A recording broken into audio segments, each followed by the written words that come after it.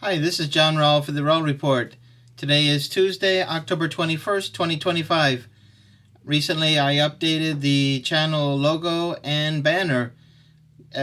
You can, if you like it, you can give a thumbs up in the post where I updated about the channel updates.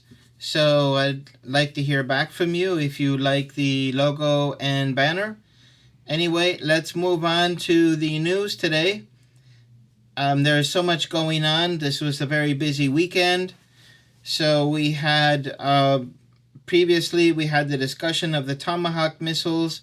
President Trump expressed an interest in providing Tomahawk missiles to Ukraine. Then we had the Trump-Zelensky meeting, and apparently that went about as well as the first trip to the White House. So at least this time, President Zelensky of Ukraine was wearing a suit or something a little more formal, something a little less informal to the White House. And so he was bringing some maps with him. Apparently, President Trump didn't want to see any more maps. Apparently, there was some raising of voices or shouting. Basically, President Trump, the only thing he wants at this point is for the conflict to end, because this keeps the goal of the U.S. in Ukraine pretty much at, what would you call it, 90%, 80%? I guess 80%, so that's a B. If you're talking about a score in a school, university, you get a 80. That's like a B minus. In some places, that's like a C plus. Anyway, the United States wants as much of Ukraine as possible to set up bases, to create a force within Ukraine to go back and train more troops, to let people grow older, because right now they're out of available troops, so they need to wait 5 or 10 years to bring up more people to train them and get them ready for war. So also at this point, if the conflict was the end, still Ukraine has a direct border with Russia, very close to Moscow, so the U.S. can still set up missiles in Ukraine pointing towards Moscow, at least from the point of view of the neocons and all those who've worked so hard to get the United States into Ukraine starting from the early 90s, to keep 80% of Ukraine, to keep a border directly on Russia, close to Moscow, where they can set up new missile systems that they're going to implement and set up in the area close to Belarus and close to Russia, aimed at Moscow, to try to carry out some sort of decapitation or delimiting strike to cut off, power, communication, and to create chaos in Russia. So the more Ukraine holds on to the goal of reconquest of all its territories, the worse the situation is getting, and the more possibility is that Russia will begin to get into the Chernihiv Oblast, which is close to Kiev and is in the what would be the northeastern part of Ukraine, the Chernihiv, the Sumy, and the Kharkiv. If Russia were to take the Chernihiv, the Sumy, and the Kharkiv Oblast, this would be a total disaster for the United States, because now Russia would move a buffer zone much closer to Kiev, and in fact, it would now be Kiev that would be within the range of the shorter range missiles or artillery from Russia. So this is a seesaw, And what the United States wants to do is to conserve as much of Ukraine as possible. Also, as I mentioned, if the war continues on, more people will die. So it will take longer for the army to be resuscitated, so to speak, to be brought back up to speed. If all the people who are trained were captured or died, wounded, AWOL, then this will take the Western countries much longer to resurrect a formidable army in Ukraine. So every day that goes by is bad, is going from bad to worse for the situation, and the United States doesn't like that. So President Trump is interested in stopping. He said, "Stop the conflict here.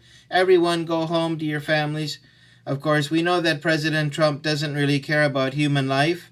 I mean, he's blowing away people in the Caribbean. Some you can see obviously are just people with backpacks. They're not carrying.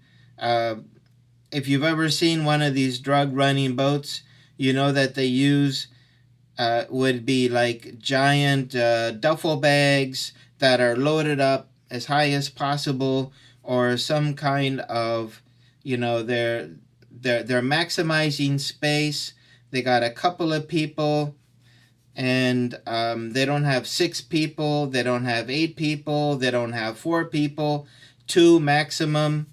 Obviously, one person to drive the boat and the other person to try to keep a lookout or assist in some way.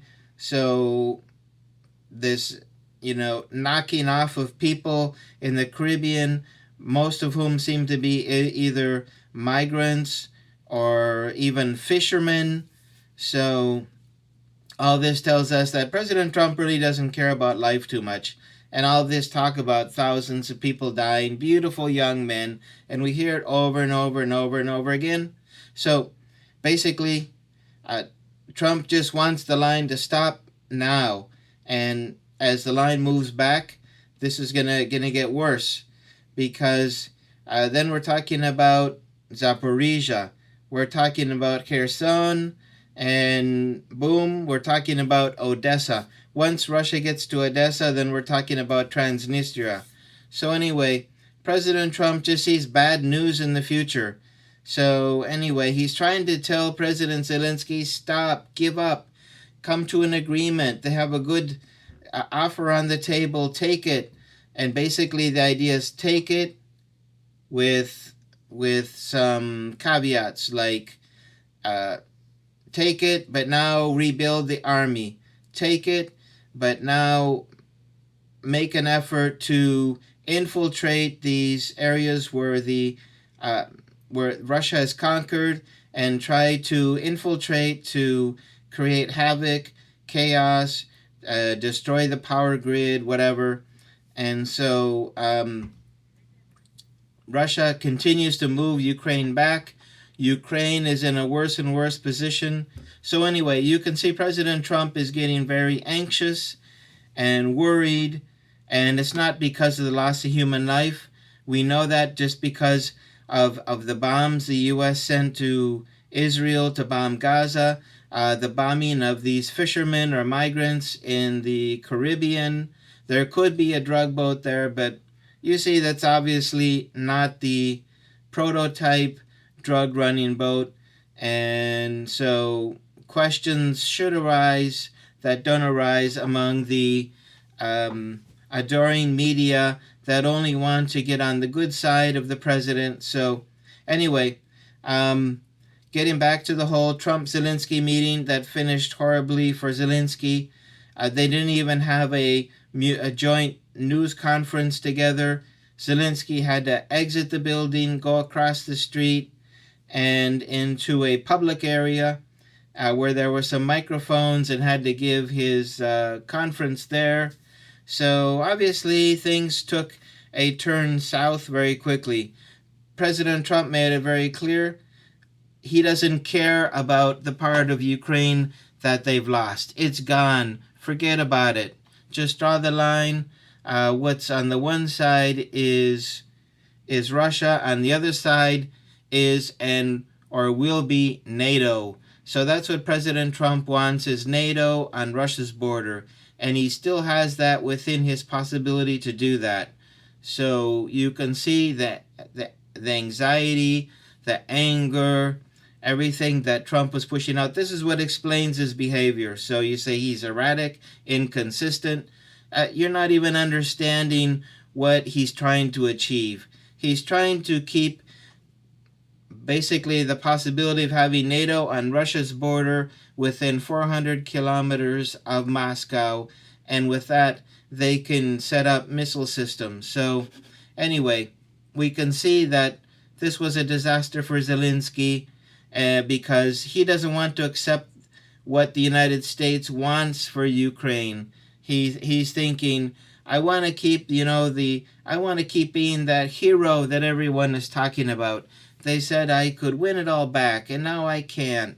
And now he's telling me, I can't have the Tomahawk missiles. So anyway, then moving on here to the next topic is the Putin-Trump meeting, or possible meeting, sometime in the future.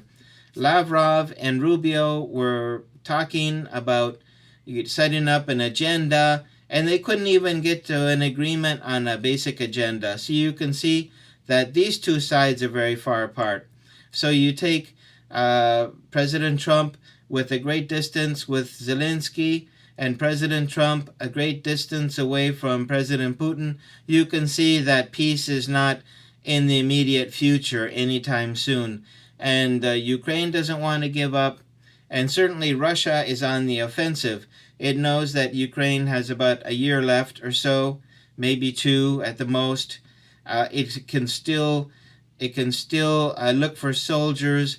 This time they're going to have to look among the upper echelon of the Ukrainian society, the people who got these white cards that exempted them from military service because they paid a bribe to somebody to say that, they had an owie on their ankle, or their toe was stubbed, or their nose is too long, or their hair is not parted the right way. So they came up with some fictitious excuse to give a kid an exemption not to be mobilized because he was the son of a oligarch or somebody important, politician, maybe some community leader, maybe somebody who's a friend of the U.S. NGOs that have been in Ukraine forever.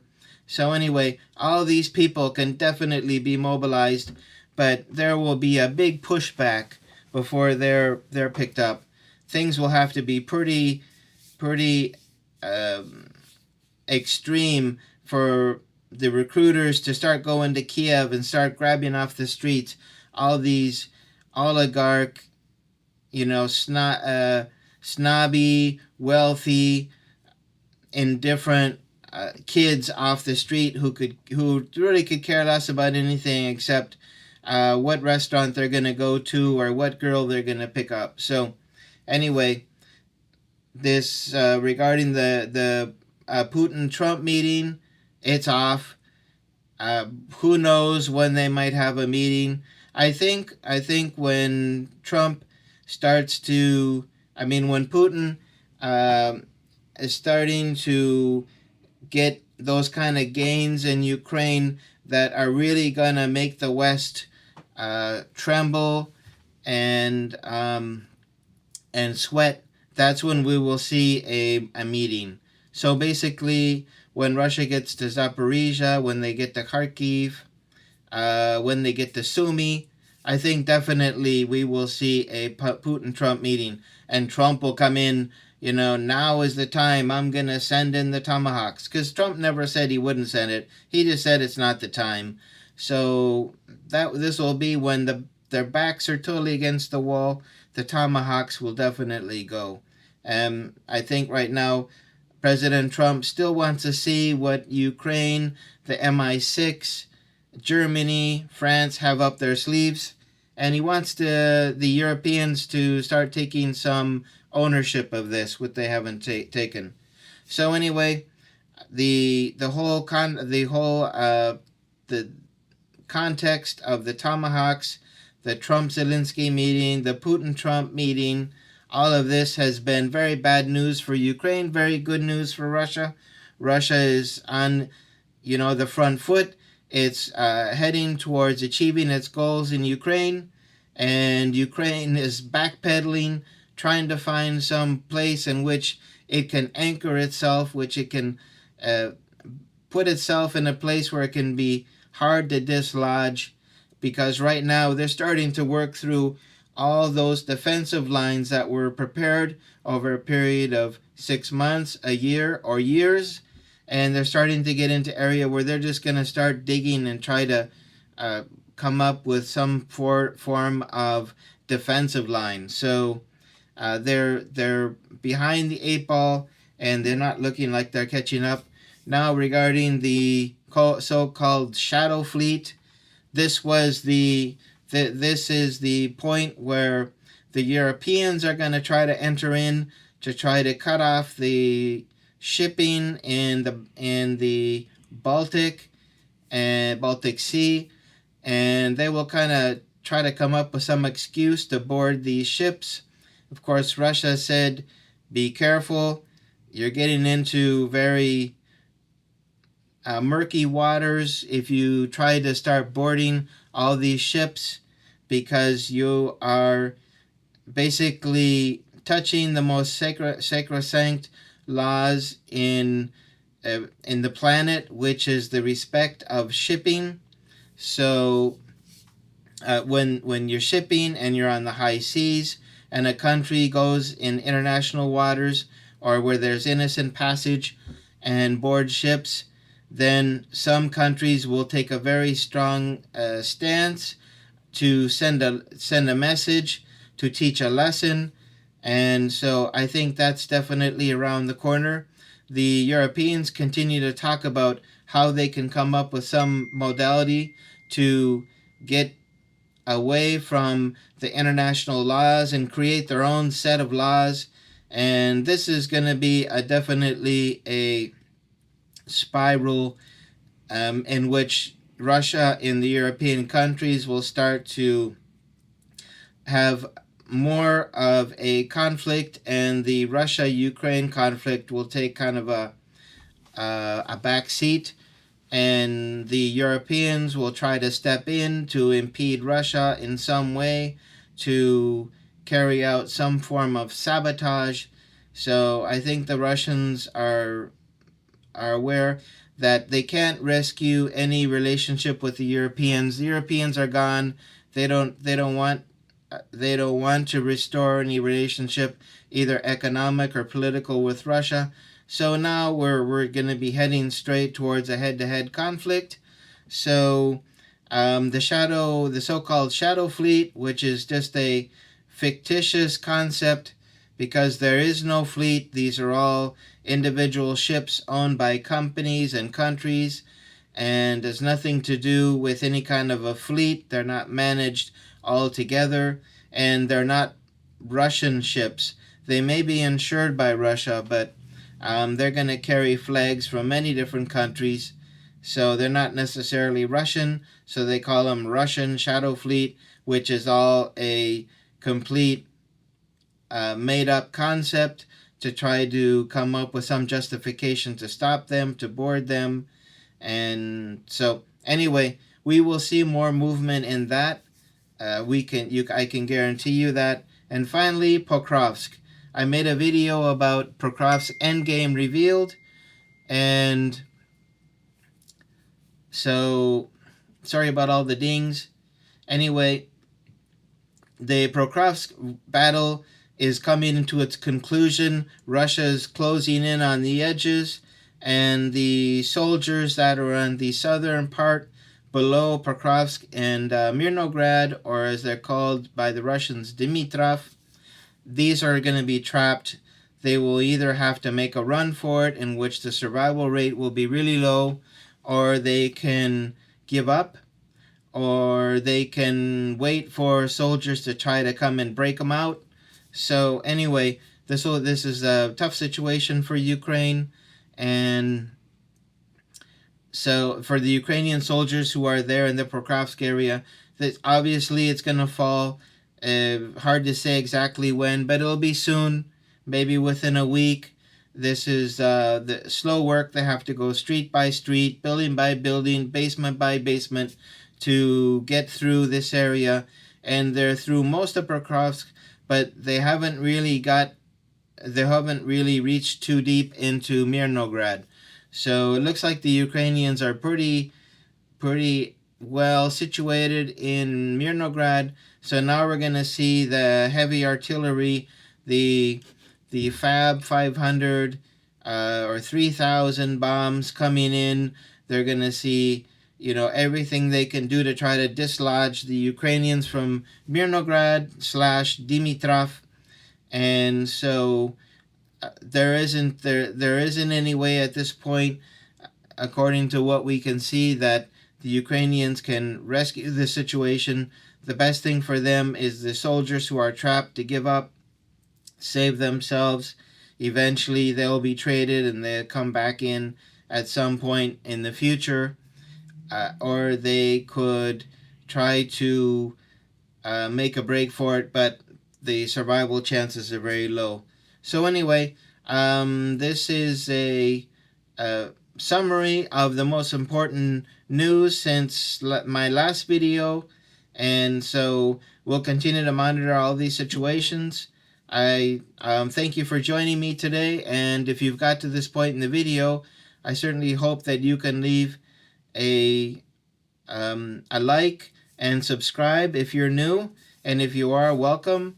And I'll be bringing you future videos regarding political situations, especially the most important right now, which is the conflict between Russia and Ukraine, which is basically a proxy war between Russia and the United States. So thanks again for joining me. I wish you well, and I'll be looking forward to seeing you at a future video. Take care. Bye-bye.